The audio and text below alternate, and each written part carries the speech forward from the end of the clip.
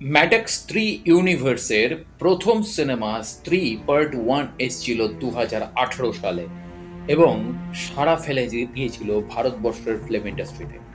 কারণ ম্যাডক এমন একটা ইউনিভার্স ক্রিয়েট করতে চাইছিল যে ইউনিভার্সের সিনেমাগুলো পুরোপুরি ভারতীয় প্রেক্ষাপটে, মানে এর আগে যেমন রামসে ব্রাদার্স বা ওয়ার্ড গ্রুপের যে ভূতের সিনেমাগুলো হতো যার মধ্যে একটা সেক্সুয়াল সুরসুরি থাকতো, সেই কনসেপ্টটাকে ভেঙে ভূতের সিনেমাকে কমেডির মোড়ক এবং রিয়েলিজমের জায়গায় কি করে নিয়ে আসা যায় সেই জায়গা থেকে দাঁড়িয়ে ম্যাডক একটা কনসেপ্ট, একটা ইউনিভার্স ক্রিয়েট করে। এবং স্ত্রী, প্রথম ছবি স্ত্রী, সেটাতে কিন্তু একটা বিরাট সাপোর্ট দেয় এবং প্রায় 180 কোটি টাকা সিনেমাটা কামিয়েছিল 2018 সালে। এবং স্ত্রী ইউনিভার্সের প্রথম ছবির পর ম্যাডক কিন্তু সেই ইউনিভার্সের আরও কয়েকটা সিনেমা নিয়ে আসে এবং যে ছবিগুলো প্রত্যেকটাই ব্লকবাস্টার হয়, যেমন ভেরিয়া, যেমন রুহি, যেমন কয়েকদিন আগেই মুঞ্জিয়া। এরপর স্ত্রী 2 নিয়ে চলে এসেছে এই 15ই আগস্ট ম্যাডক। কিন্তু স্ত্রী 2 দেখার আগে আপনাকে জেনে নিতে হবে স্ত্রী 1 এর গল্পটা কি ছিল।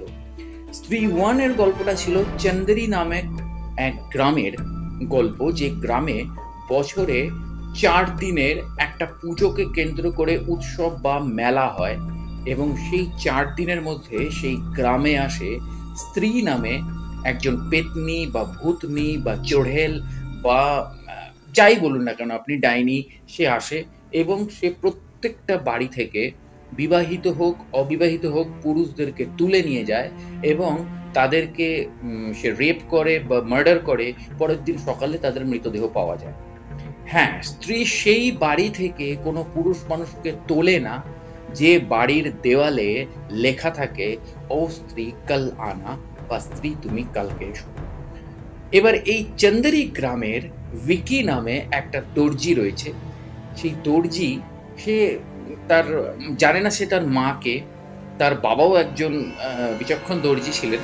তো সেই জায়গা থেকে দাঁড়িয়ে বিকি এবং তার বন্ধু বান্ধবদের নানা রকমের ক্রিয়াকলাপ এবং তার মধ্যে রুদ্র ভাইয়া অর্থাৎ পঙ্কজ ত্রিপাঠী যে রোলটা করছে, আর বিকি যে রোলটা করছে, বিকি ভাইয়ার মানে বিকির যে রোলটা করছে সেটা রাজকুমার রাও।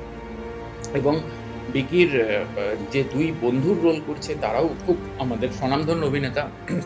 তো সেই জায়গা থেকে দাঁড়িয়ে এরা সবাই মিলে এই স্ত্রীর কাহিনীটা জানতে পারছে। কিন্তু এখানে অদ্ভুতভাবে একটা নারী চরিত্রের রিভিল হচ্ছে গল্পে, যে চরিত্রটা খুব রহস্যময়। সেই চরিত্রটা মানে ভিকির একটা অদ্ভুত মানে ক্যাপাসিটি হচ্ছে, ভিকি খুব বড় মাপের দর্জি, সে চোখ দিয়ে মেপে নেয় যে মেয়েদের শরীর হোক কি ছেলেদের শরীর হোক, যে কার কতটা মাপ রয়েছে এবং সেই মাপ অনুযায়ী সে সেই জামা বা সেই কাপড় বানাতে পারে।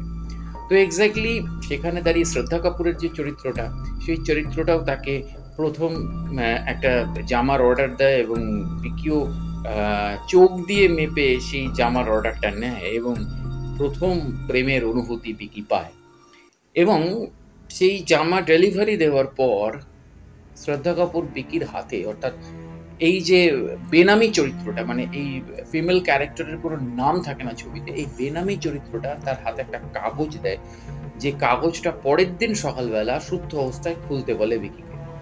বিকি খুব আনন্দের সাথে পরের দিন সকালবেলা বন্ধু বান্ধবদের মাঝখানে শুদ্ধ অবস্থায় যখন চিঠিটা খোলে তখন সে দেখতে পায় যে কালা জাদুর নানা উপকরণ লেখার একটা লিস্ট রয়েছে সেই চিঠিতে। তখন বিকির বন্ধু বান্ধব আর বিকির প্রত্যেকের একটা সন্দেহ হয় এই মেয়েটিকে নিয়ে। তখন তারা এটা ধারণা করতে শুরু করে যে এই মেয়েটি তাহলে আসল স্ত্রী, সে ছদ্মবেশে রয়েছে।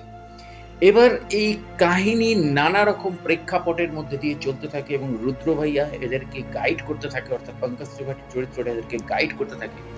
কিন্তু গাইড করতে করতে করতে করতে এর মধ্যে একটা ঘটনা ঘটে, বিকির বন্ধু বান্ধবকে তুলে নিয়ে যায় সেখানে দাঁড়িয়ে স্ত্রী, এবং সেই বন্ধু বান্ধবরা গুম হয়ে যায়।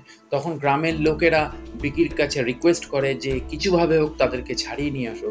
তখন রুদ্র ভাইয়া বিকিদের গ্যাংটাকে নিয়ে যায় চন্দেরি পুরাণের লেখক অর্থাৎ বিজয় রাজ যে চরিত্রটা করছে তার কাছে। এবং চন্দেরি পুরাণের লেখক সে ওদেরকে একটা পদ বলে যে যে ছেলের মা বেশ্যা হবে এবং যে ছেলে নিজে শিল্পী হবে সেই একমাত্র স্ত্রীকে আহ্বান করতে পারবে, যেটা রাজকুমার রাও নিজে। তো এক্স্যাক্টলি ক্লাইম্যাক্সে আমরা দেখতে পাচ্ছি যেটা চন্দ্রী পুরাণে লেখা ছিল এমন একটা জায়গা যেখানে স্ত্রীর আবাসস্থল। তো সেইখানে ভিকি যাচ্ছে এবং স্ত্রী সেখানে রিভিল হচ্ছে এবং স্ত্রীকে মারতে না পারলেও, কেননা ভিকি খুব সফট কর্নার মানে সফট ছেলে এখানে দেখানো হয়েছিল। তো ভিকি ওকে মারতে না পারলেও ভিকি ওর চুলের গোছা কেটে নিচ্ছে এবং তাতেই স্ত্রী পালিয়ে যাচ্ছে। কিন্তু কাহিনীর শেষে এসে এটা রিভিল হচ্ছে যে ওই স্ত্রীর যে চুলের যে বেনুনিটা কেটে নিয়েছিল ভিকি, সেই বেনুনিটা শ্রদ্ধা কাপুরের চরিত্রটা কোথাও চুলে লাগিয়ে গল্প থেকে ভ্যানিশ হয়ে যাচ্ছে এবং তৈরি করে দিয়ে যাচ্ছে নতুন রহস্য, যে রহস্যের জট খোলার অপেক্ষা রয়েছে এই 3 পার্ট 2 প্রায় 7 বছর পরে নিয়ে এসেছে। তো এক্স্যাক্টলি 3 পার্ট 2 এর রিভিউ নিয়ে আসছি কিছুক্ষণের মধ্যে। তো অবশ্যই আমার চ্যানেলটি সাবস্ক্রাইব করে বেল আইকনের অল নোটিফিকেশনটি অন করে চলে থাকুন। দেখা হচ্ছে পরের ভিডিও। নমস্কার।